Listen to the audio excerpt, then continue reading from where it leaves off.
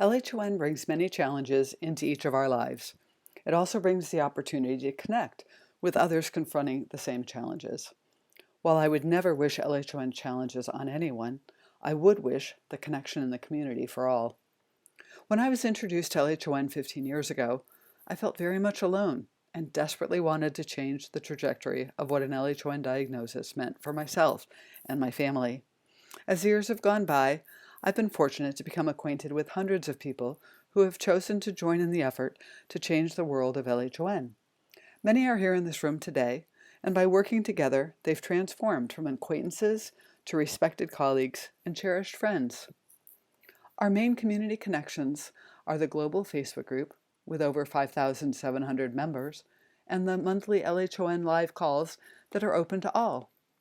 There are also smaller, more targeted Facebook groups and Zoom events to facilitate connections by location, such as New England or Southeast or similar, connection to LHON, like moms, dads, spouse of someone affected, affected teens, and affected young adults, sisterhood of women carrying an LHON mutation or onset at 60 plus, medical, like LHON plus, LHON MS, the 3460 mutation, or Charles Bonnet syndrome, and topics like assistive technology, navigating education, or navigating employment. And there's this annual LHON conference where we get together in person. Jessica and Maria, can you tell us about these activities? Hi, all. My name is Jessica Loomer, and I'm one of the community leaders that helps organize the calls all throughout the year. I can't even believe there are over 100 calls that happen, and I'm so excited about it. The topics, as Lissa said, range everything from regional calls to navigating education, navigating employment, assistive tech, and so many more. These calls are so important because they provide resources, information, tips and tricks, and maybe the opportunity to meet a new friend that's in your area. I know these calls have been so important to me and so valuable as I've navigated my LH1 journey, and hope they are the same for you. But none of these would be possible without our amazing volunteers that host calls each month. So just wanted to say a huge shout out and thank you to everyone that hosts a call each month, each quarter. We couldn't do this without you, and we are so thankful you are part of our community. If there's a call that you think we may be missing or a call that you would love to volunteer to host, please reach out. We would love to have you join us as we support our community together. Thank you so much, everyone, and I hope that you join us for a call soon. So I have a passion for this annual conference. And you all know about the conference because you're here. But for the folks that don't know about the conference that will be listening to this recording later on, we have the in-person conference every year, and it does take these Zoom events that we have all year long to the next level, and that's meeting in person. And I think many of you would agree that meeting in person just takes everything to another level and another way to create connection and reconnection with folks who attend every year. And I know that there's folks here that came last year who said by the end of the conference, we'll be there next year. And that happens time and time again, and I hope some of you folks will have that same attitude being here, knowing we're gonna make this a part of our summer vacation every year. We hold the conference typically at the end of June, so that's when you need to completely block out your calendars so that you can write those dates in. And they are held sometimes on the East Coast, sometimes Midwest, and sometimes we get a little bit out west. I would love San Diego, just saying. So at some point, maybe y'all can come to San Diego and hit the beaches. So, or, you know, okay, fine, Colorado. So again, as you're all experiencing now, it is a wonderful place to not only gain information, but to have interesting topics spoken about, but also to have an incredible time among folks who know and live your same life and also folks that are your family members who are here to support you and here to also learn how to be better at being part of that family, being part of that support for those who are affected, for a place that you never thought you were a part of, but this is where you belong, and this is where all of you belong every year, and I hope you'll consider attending all the conferences that you can. Thank you.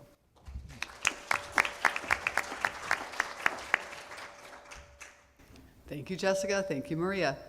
At last year's conference, Malinda Marsh introduced the importance of gathering information from the global LHON community into a structured, de-identified, confidential repository.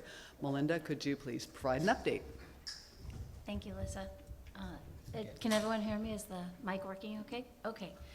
I'm going to stay seated and share with you some more about what we're doing this year where that data collection program is concerned. Even better? Mary's giving me cues here. Okay. Louder. Okay. So we've just heard from Jessica, Maria, and Lissa speak about our LHON conference and our over 100 LHON Zoom calls that we've all probably benefited from at least once, if not multiple times. That sense of community is why we are all here in this room right now. Let's be honest. There is no cure for LHON yet. This is why our community is so valued and important. That community, whether it be through the conference, close family support, friend support, the 100 calls, or other, is how we as those with LHON, or family or friends of those with LHON, not only manage our day, but thrive. Our community is where we find answers to questions that surely somebody has had before. Our community is where we seek support and where we can give support. Sometimes we are takers of the support needed, and sometimes we are the lucky person who can give the support to someone else when they need it, so that we can all work to thrive individually and collectively. Last year I came to conference and our son Xavier, who you all met this morning on the Living with LHON panel, had become affected and lost his central vision less than a year before the conference. Chris, my husband, and I had moved into action mode. If there isn't a cure, why not? Many of you know our story, but in a sentence, for those of you who may not, we went to meet with clinicians, researchers, and biopharma here in the United States and internationally, asking the very same question: what do you need to fix this disease? Routinely, the answer from all the experts was a medical registry. If you, as an LHON community, had a professional, secure, accessible registry that was well populated, you would be the rare disease of choice. So Chris and I partnered with Lissa, and we began the process of the search to find the best registry to meet those needs, and created the LHON registry with RareX. This registry was in beta testing at our last conference, and I shared that it was up and coming. I am happy to report we now have 120 people in this registry, and I want to thank each and every one of those early adopters. This is a great start, but to be something researchers will pay attention to, we need 1,000. We have a ways to go. This registry is here. And now we, as the LHON community, need to add scientific breakthroughs to our set of values that we as a community give and take from. Just like we may attend a Zoom call because we need support for an IEP, or support with employment, or community through our regional connections, or come to a conference. We value this community and we get something from it that is worth the travel and the time out of our evenings for a Zoom call. It is something worth doing. I am asking that we add scientific breakthroughs to that give and take of our community. We need to be active partners by participating in this registry for scientists to choose LHON as the rare disease to solve for. We already have scientific initiatives going forward this calendar year for LHON, which is very exciting. They will go forward with or without this registry, but they will have an opportunity for greater success if those same scientists can use this medical data that we provide as part of their overall studies. There is one significant study with an associated therapeutic for the LHON plus community. There are 2 gene therapies, one for 11778 and one for 3460, going into phase 1 trials here in the United States. And there are MRT trials happening internationally. All of these initiatives and more need patient data to be successful and efficiently receive approval to move from phase 1 to phase 2 to phase 3, and for other greater medical breakthroughs to occur. We, you and I, are the patient data. We need to provide this so that the current and future scientific initiatives can go forward. And the science that is ready to explode and go and do amazing things chooses to do it with LHON. So what can you do? How can we work together as a community to help these scientific breakthroughs to happen? Well, if you haven't participated in the medical registry, come over and do so while you're here. I have multiple laptops, and you are welcome to take one with you or hang out, and we can help you to register. The registry consists of a number of consent forms and then questionnaires that ask you about your health from head to toe. This is so important because LHON is a mitochondrial disease, and we know it by the vision loss, and we share as a community how the mitochondria is everywhere in our body, and that there are LHON plus symptoms. This is all anecdotal. If we all share, yeah, I get migraines, or have a heart condition, or suffer from depression, or sleep deprivation, or central auditory processing disorder, or maybe you say, nope, I'm healthy as a horse, I just can't see that great. That input becomes statistically relevant and ready to be studied and attention given to us. We go from anecdotal to a better understanding of our disease, and from understanding comes scientific progress. I want to share with you here that we are also able to upload our genetic reports.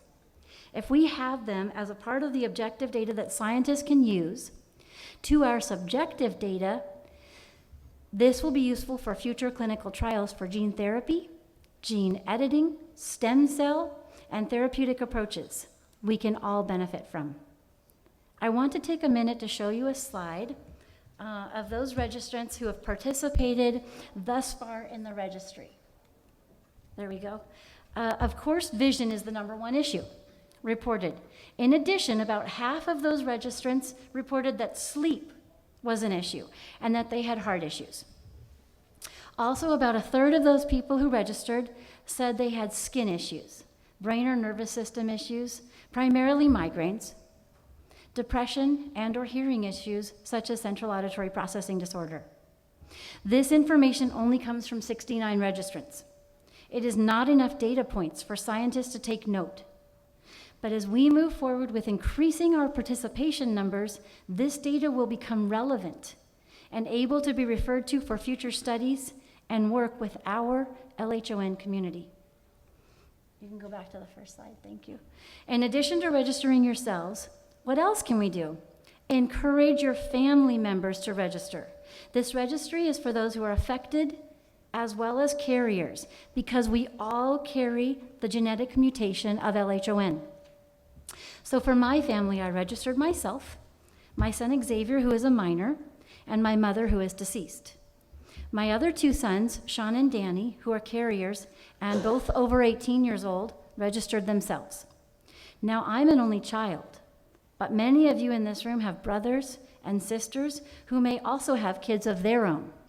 Do you see how, as a community, we could get to that big number of 1,000 registrants so easily if we all work together? Let's add medical breakthroughs as a way we support each other going forward. I have met amazing people as a result of this diagnosis. I would probably never have met many of you if I hadn't had LHON enter my family. I want to maintain those friendships You are all amazing. I just don't think we need to have LHON to be friends. And I would love to come to this very conference one day to celebrate that, whew, as a community, we did it. We valued ourselves and our community and our loved ones so much that we came together to make the unimaginable happen. Come and talk to us anytime. Use one of the available laptops that are here and support our LHON community and the scientists who want to work alongside us. I'll also be at the Breakfast with Exhibitors tomorrow, if that is a good time to stop by. Thank you for your engagement and your friendship. You all mean the world to me. I want to see our lives continue to blossom from our already strong community, valuing and incorporating these science partnerships into our LHON family. Thank you.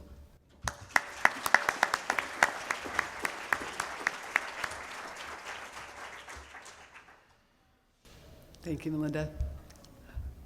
Over the past year, Chris, Malinda, and I have discussed the value in having a more formal, structured, global LHON organization to sustain and expand on these and other important initiatives. We recently created a new 501c3 nonprofit organization. Chris, can you share a bit about it? Happy to do so. When Malinda was describing kind of combing across the country and elsewhere internationally and the feedback loop that we went on in the early months of our journey, one of the additional points we kept hearing was how important it is to have a formal, structured entity with which companies could engage and could interface with. And if you have any experience in the business world and you've ever thought about like how does a company actually engage with individuals, the answer is not well, right? You need to have structures in place in order to be able to execute NDAs and CDAs and other official MOUs that allow for real structured engagements, but also the accountability factor. So we've done that. I'm pleased to tell you, as of January, we endured the patient path through the IRS to set up the new LHON Collective. Now you'll notice the word collective in there. This is not meant to replace, to supersede. This is meant to capture and engulf all of the efforts you're so familiar with already and those still to come. So I want to encourage you to think about a metaphor of the umbrella. And the umbrella that's up on this slide is really trying to encapsulate how we envision this collective, not only in the US domestically, but really thinking as a partner to many of our international friends on the patient side and potential partners that Malinda just alluded to on the scientific side.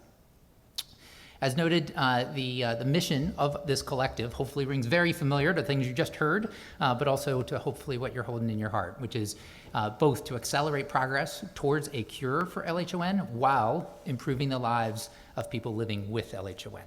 And I think this community here today, and that which goes way beyond this room, is a great example of all that is good and all that is working, and we want to build on and continue to evolve that. So we have a number of different partnerships that we're envisioning here. Malinda just alluded to the partnership with RareX, and I'll mention underneath RareX, the actual data registry is an incredible partner called Across Healthcare. And if you're here in the room and you want to learn more about that, Jason Colquitt is in the back. Jason, you want to raise your hand, say hello? Jason has tirelessly built a technology platform with which communities like ours can really come together, create structured data, and be able to interface with partners. I want to emphasize what Malinda said on that registry. Patient-owned, patient-provided data, free to access, whether it's company or academic researchers or otherwise. This is not you are becoming a product. This is actually all of us coming together to be really good partners in thinking about the future.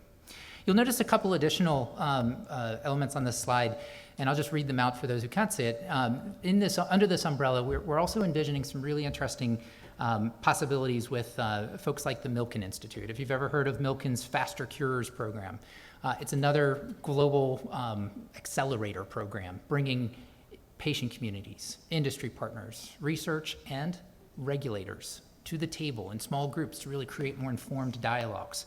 And we've been blown away over the last 6-8 months getting to know them and thinking about the possibilities of partners like that. And I'll also just mention a term that's up here that is by the name of Vision Consortium.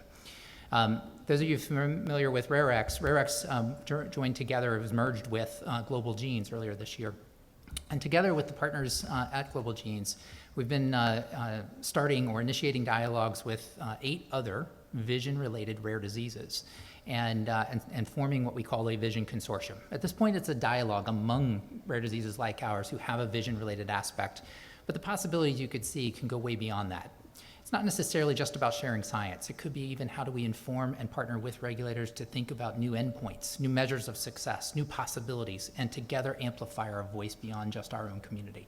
So I just want to give you a little idea of what we are seeing already under this umbrella of the LHON Collective and invite you to consider some of the possibilities that might fit into that. We're open to all ideas, so bring them. One of the other pieces you'll notice up here is LHON community with everything regarding the web, the Zoom, and of course, some of our connections. And so I'll just use that as a transition point to LHON.org. When I think about our patient community panelists this morning, the conversation about LHON.org came up almost across the board. It's where many of our journeys started. It's usually followed by the next step of somebody interfaced and got a chance to talk with Lissa. Thank you, Lissa. Round of applause for Lissa.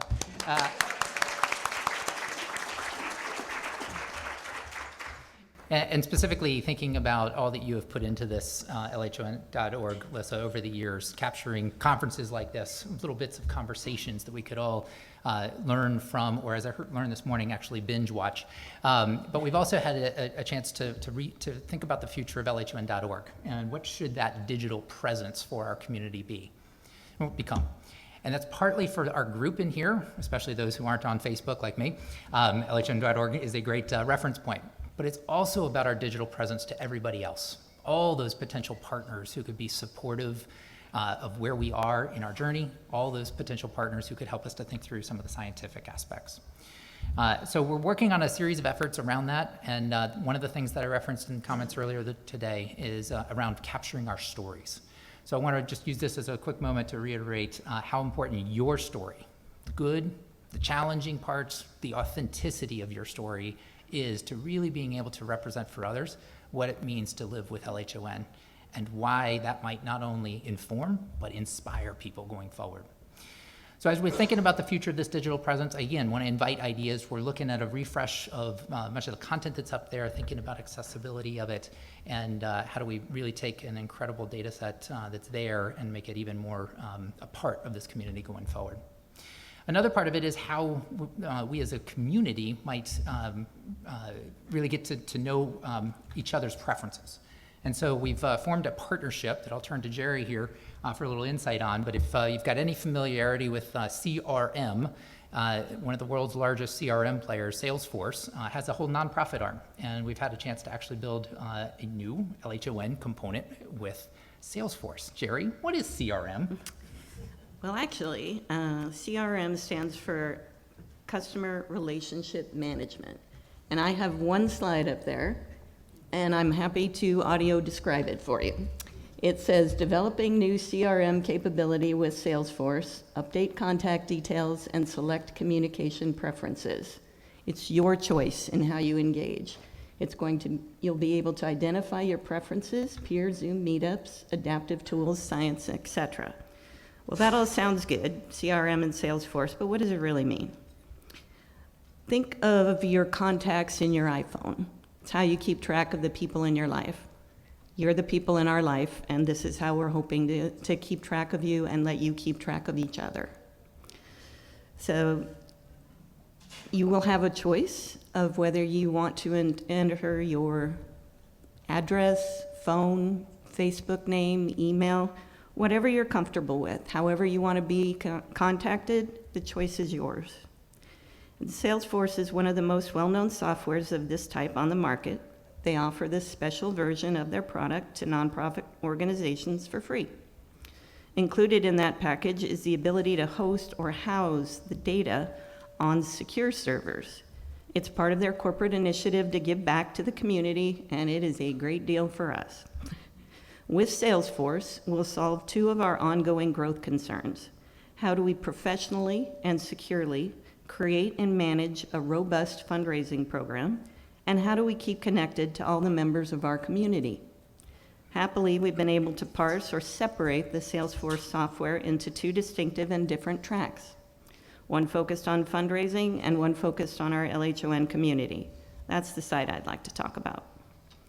When we go live, the goal will be to get our information into the system. To do that, there will be a link on the updated LHON webpage that we've just discussed, and that link will take you to an online form where you can provide us with any or all of the information we're hoping to track, whatever you're comfortable with. The form will automatically populate the corresponding fields in Salesforce based on how you answer some of the questions. To help you understand what we're asking, I'd actually like to use my family who's here today as an example. To enter myself into the system, I would click to open the form. I'd enter my name, my address, my phone, my email, my Facebook, whatever I want, hopefully my state, because that could be relevant. And then I would get a question asking if I'm affected. I'd check no. Then it would say, do I carry a mutation? I'd check no. And then it would ask, how am I related to the affected in the community? And I would say spouse. And my questions would stop at that point. But those answers would enable me to be connected to the spouses group and the Southwestern Regional group because I happen to live in California. So I'm automatically connected to two groups that may have value to me, that may be groups that I want to talk to in the future, if I choose. So then my sister-in-law, Barbara, would enter her name, and she would enter her information, and she'd get to the box that says, are you affected? And she'd say no. Then she'd get to the box, do you carry a mutation? And she'd say yes. And it would say, do you know your mutation? And if she knows it, she would enter it. And then it would ask, what's her relationship to an affected person? And she'd say sister. And her questions would probably stop at that point. But she now has the ability to connect with, also because she lives in California, the Southwest group, and because she carries a mutation, the sisterhood. And depending on her mutation, there might even be a sub-affinity group for that mutation. So then we come to my husband, Paul, who's also here today. He would enter all the same contact information, and then he would say, are you affected? He would answer yes, and his form would get bigger. So the questions that would be included for him are things like, when did you become affected? Is it both eyes? What is your mutation? Are you the first in family? But not just that. What are your interests? Do you like to ski? Do you like to play golf? Do you like music? Also, on a very small level, some questions about like non-ocular symptoms. Do you suffer from Charles Bonnet?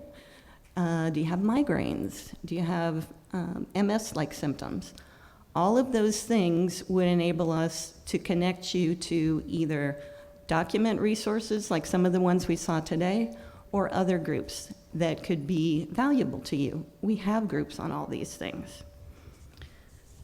So the question becomes, why do we need this? We have Lissa.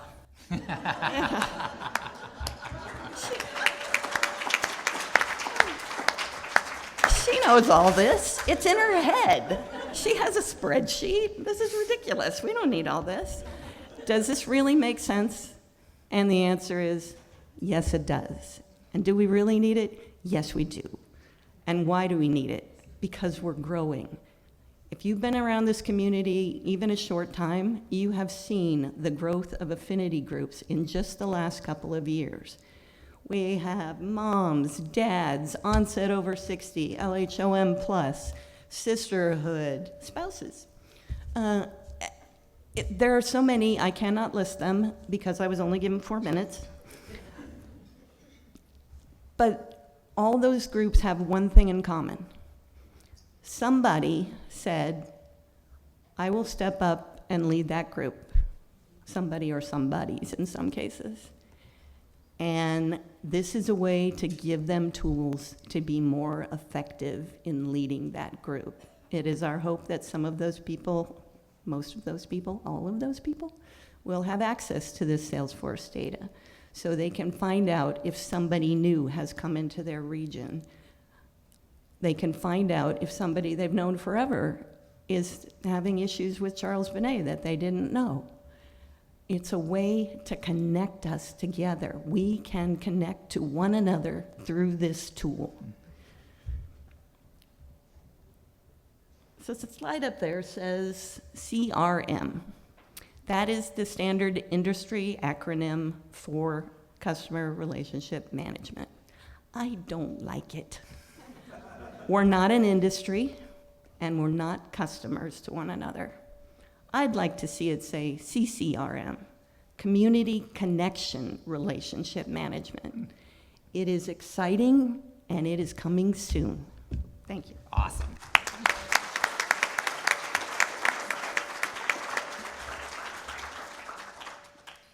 Behind the scenes, I just want to add that Jerrie, among many, many talents and many ways she's contributed to this community alongside Paul, she's been tirelessly creating templates behind the scenes, and for months and months, even before we had things up and running with Salesforce or had our official 501c3 in place, she's been readying for this. So thank you again, Jerrie.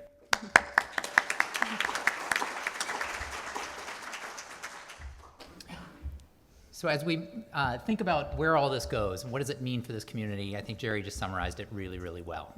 We're not moving tomorrow to an artificial intelligence-based view of all the things you might want to engage in next week, but we could get there. And if we actually have some professional tools, professional partners, we can really systematically build out the support of this community and think about how we advance some of the science.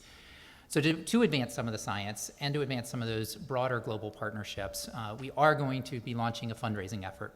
And so I just wouldn't want to create any pressure on anybody in this room, but I also wouldn't want us to be starting this effort without inviting those of you who would like to be a part of that in any way, shape, or form, to reach out to Lissa, to Malinda, to me, to Jerrie, and express that. Any member of the leadership team, in fact, of the broader LHON community here. And one of the things that we've been fortunate to do is to really start to think about modern day fundraising and how does one go about that in the world of rare diseases. And so we've got a new partnership with an organization called Fundraise Up that is going to enable us to actually raise capital as it relates to funding new scientific sprints, new competitive, if you've ever heard of like things like the X Prize, how does one start those? They start little, but they can grow very quickly, especially when you start to share stories and really inspire people. And a part of that also involves all the technical, all the logistical elements behind the scenes of actually how to enable that fundraising. Yes, even from multiple currencies to stock gifts to crypto, of course. And Fundraise Up has actually enabled all of that on very advantageous terms for the LHON collective. Not only are they not charging us a monthly fee like some other platforms, they're actually putting money into helping us to build the intersection points. And so I mentioned earlier Clara and Jenna, who are here doing some incredible videography and helping to capture some of the stories that are in this room. Jenna has tirelessly been helping us to put together a fundraising page, a splash page that will be behind LHON.org, perhaps LHON.org/invest in us or something along those lines that we will be getting up and running here shortly. So if you take away anything, it's just awareness of what we're doing in trying to more systematically think about the future of this community, professionalize our approach to all of the information that's supposed to support this community and to engage well beyond it. And as we think about where the science is going, as we get blown away, frankly, by listening to some of the scientific advancements across small molecule, gene therapy, gene editing, think of stem cells, I gotta tell you, I'm just super inspired by the level of talent and thinking that goes way beyond traditional medical professionals. It's bringing technology in, and so should we. And so with that, hope you'll join us in being a part of this. I hope you'll also think about ways in which you'd like to be a part of the equation and take on some of those same leadership roles. So with that, I'll hand it back to Lissa.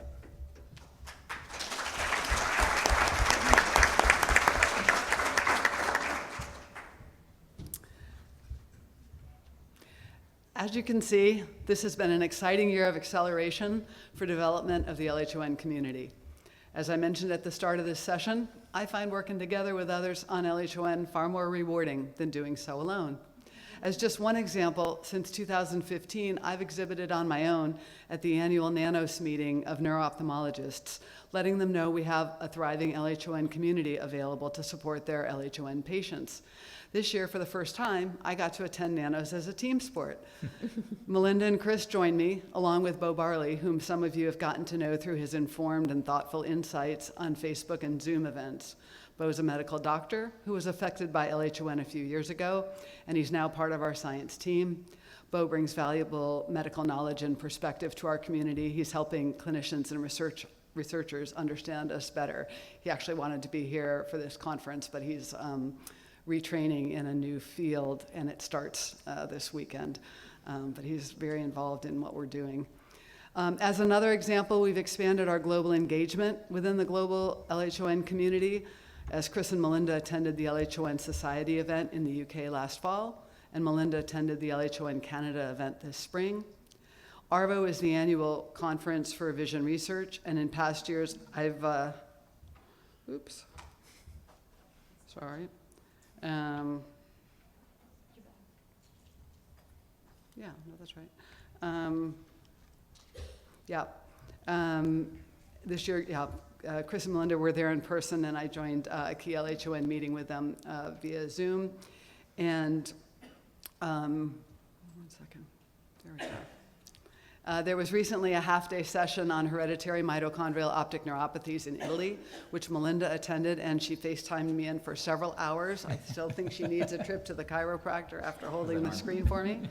And Chris has been opening doors to new opportunities that will drive our efforts forward by attending the Milken Institute Faster Cures event in DC last fall, and by speaking on behalf of LHON at the recent Bio International event in Boston. So it's been an exciting year for the LHON community, with more excitement to come. Please speak with any of us involved with these efforts to explore how you too might share your time and talent to help advance the LHON community. Chris, Malinda, Jerrie, Jessica, Maria, and I, along with all the other LHON community leaders, would be happy to explore how you too can help change the world for the better for LHON. Thank you.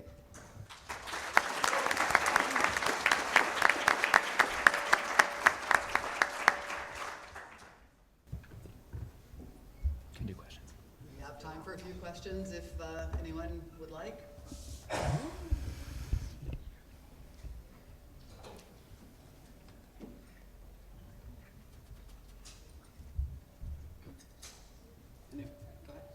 Did you? Yep. Joanna. Yeah.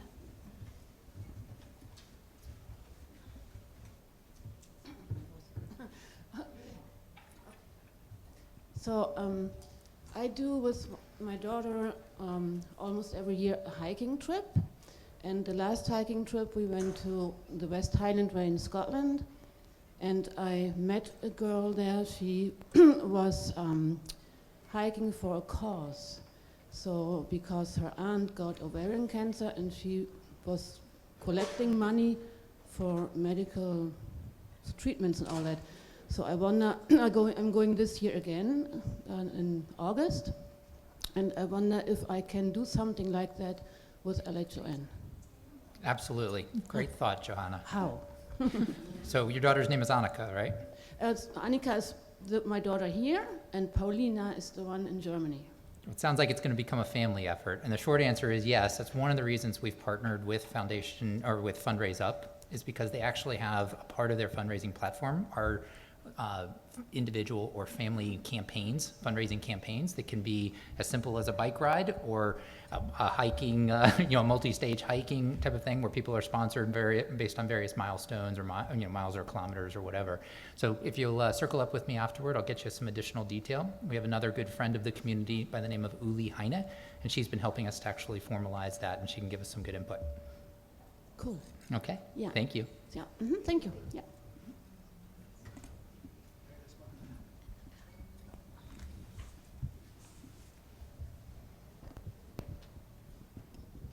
Hi, my name's Rochelle. Just a question for Malinda. I filled out my registration for the Rare X, but I'm not positive I finished it. So it's like one of those senior moments where I thought, I'm over my head, I don't know what I'm doing, a little overwhelmed. So is there a way of checking that to see if I finished it and completed all the forms questions? Yes, there are two parts to that. The first is have you actually fully registered, and I can tell you whether you've registered, created a username and password, and if you're in. But because it's medical data, I can't see how far along you got, except for if you created a persona.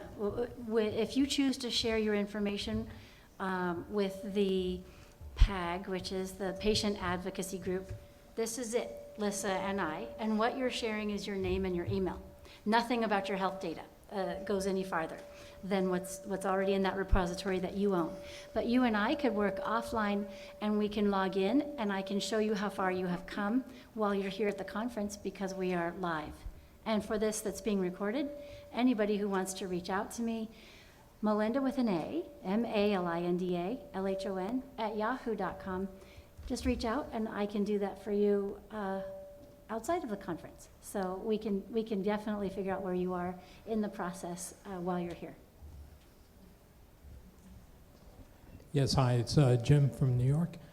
Question about the website. Is there going to be a redesign of the website, maybe incorporating color schemes and functionality that's, for people who are visually impaired?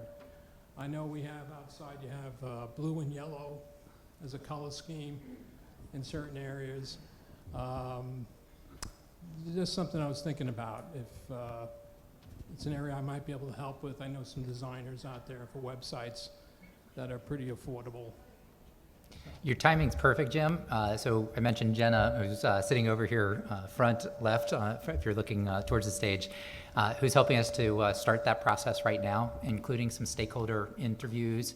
And when we say stakeholders, that's really all of us. And so if you have some inputs that you'd like to see being factored into the redesign of LHON.org, I would love to have you give some input. Okay, thank you. And Jenna will be at the coffee and conversation tomorrow morning specifically, if you want to be here from 8 till 9 and get your raffle tickets from Jessica and Maria at the same time. Good plug. Jessica's like, good, bonus points. Thanks, Jim. When we did, this is Jennifer from Minnesota. Hi, Jennifer. When we did Dinner in the Dark, everything went through the LHON Project Fund through the UMDF. Are we starting to pull away a little bit from the UMDF, or? Let me just handle that. I think the short answer is, instead of being dependent on any one outside organization, we've created our own 501c3. So we are now officially the LHON Collective, recognized across the US and by the IRS as its own nonprofit. But just like I go back to that umbrella view, this is not to replace. We have an incredible partnership with UMDF, and so it's much more to be additive, and I'm really glad you brought it up, Jen. If we think about where we are as a community, we are undoubtedly mitochondrial root cause of everything we're dealing with, but we are also aligned with a broader vision-related rare disease set of rare disease communities, right? And so we're sort of at this Venn diagram, if you will.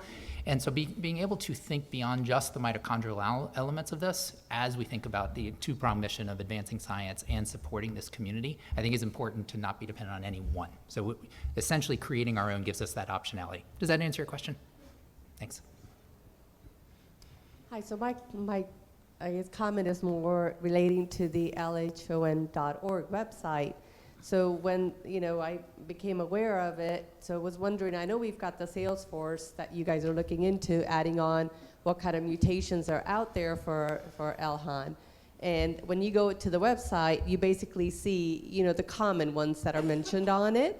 And since there is information, Lissa, you know a lot of who the patients are, what mutations they have. I'm wondering if those could be added on, even if there's one patient with that mutation.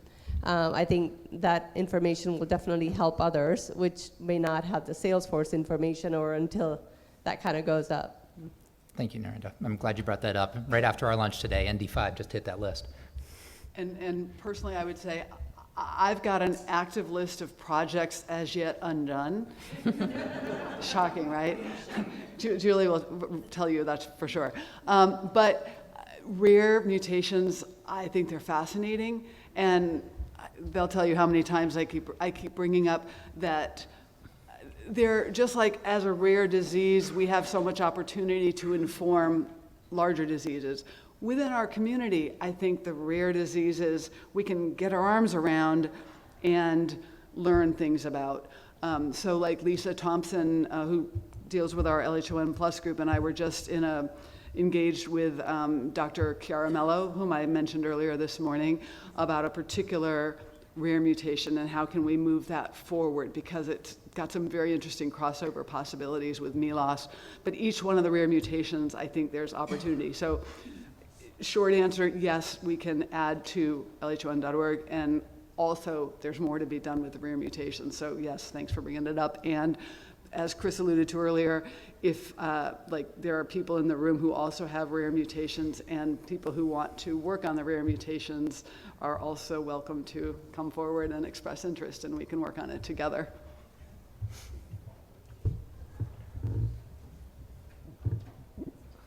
Hi, it's Danny from PA. So just a couple questions, and you may have mentioned this, but is the fundraise up active now, or is that another coming soon? And then when Salesforce is live, where can we, get that information that it's up and running? Will it be on LHON.org, and keep an eye out there? Overall, I just think this is all great, and I commend you guys for everything you're doing. So the short answer is behind a password encrypted test site, we have the fundraise up and running this week. And I'm looking over at Jenna. I think we're still testing it out, but give us a week or two on that piece and we should be ready to go on the fundraise up question, as well as having that platform available for ideas like Johanna just brought up with her hiking adventure. Do you want to touch on broader communication? Yeah, in terms of when we're ready to do this more comprehensive contact Salesforce outreach, hopefully everyone here receives the regular LHON email blasts. If you don't, see me, so that you can be a part of it. And then once this is available, this will be part of those email blasts. I'm sure we'll come up with an outreach campaign that you will, the folks here will certainly see it on the first time through, and then we'll send it 9 more times to get to everybody. So yeah, so make sure we have your email address. And if you're going, what email, talk to me, and I'll make sure you get added to the list that we have now.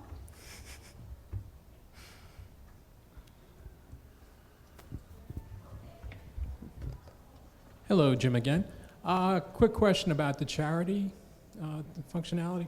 Currently on Amazon, I believe it's called Amazon Smile, I'm able to, everything I buy through Amazon, there's a portion of it that's donated to the UMDF. If we have our own charitable function now, can you guys hook up a similar thing? So instead of the UMDF, I'll just have it, sent to LHON? Yeah, I'll take that one. Thanks, Jim. You have to check me on this. I read something about Amazon Smile changing it. I'm not sure if it's still available to do anywhere, frankly. Really? So just check me on that, or they may have changed the rules a little bit. But short answer is, it is now an established 501c3. I just went through at my company, the company match. It's in the database. It's either listed directly as LHON Collective or LHON Project. But the short answer is, it is officially established as an entity. It'd be recognizable in any donation platform. Okay. And Chris is right, the Amazon Smile has been phased out, so UMDF is also not benefiting. Amazon's gone a different way to give larger dollar values through a foundation arm instead of the incremental dollar values to those of us in the consumer base choices. I'm not a fan.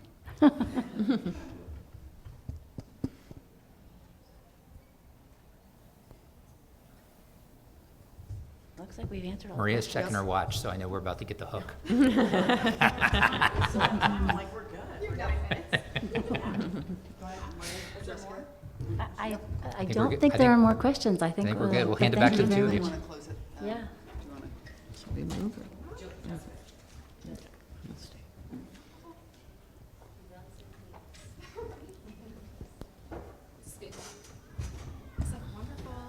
Well, thank you all so much for all the work you're doing. I'm super excited. There's so much to come, and yeah, please, biggest call to say, get involved, jump in, be part of our community, join a call, make sure you're jumping into the DCP, adding things in. So looking for all of your insights. So that's wonderful. So thank you all.